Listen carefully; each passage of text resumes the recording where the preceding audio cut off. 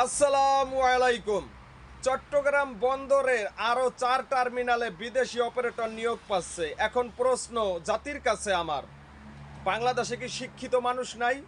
কোনো বাঙালির কি ক্ষমতা নাই, যোগ্যতা নাই এই চট্টগ্রাম বন্দর চালানোর মতো? আজকে কেন বাংলাদেশের মানুষ রেখে ওই বিদেশিদের হাতে এই চট্টগ্রাম বন্দর তুলে দেবে সুদি জানোয়ার? এখন কোথায় গেল সুশীল সমাজ? এখন কোথায় গেল নিমক হারাম বাঙালি? এখন কেন চুপ? এখন কেন কথা বলো না? আমি কথা বললে দোষ। শেখ হাসিনার আমলে তো এরকম কোনো ইতিহাস ছিল না, ঘটনা ছিল না যে বাংলাদেশ বিদেশিদের হাতে বিক্রি করে দেওয়া। তোমরা যারা শেখ হাসিনাকে গালি দিতা, শেখ হাসিনার নামে গুজব ছড়াইতা যে ইন্ডিয়ার কাছে বাংলাদেশ বেচা দিছে শেখ হাসিনা, আরে এ নিমক হারাম বাঙালি এই 15 মাসে একটা প্রমাণ দিতে পারে না এই সুদি জানোয়ার। তো এখনো বলি, প্রতিবাদ গড়ে তোলো, দেশ বাঁচাও, আর না হলে এই দেশ ওই বিদেশিদের হাতে চলে যাবে।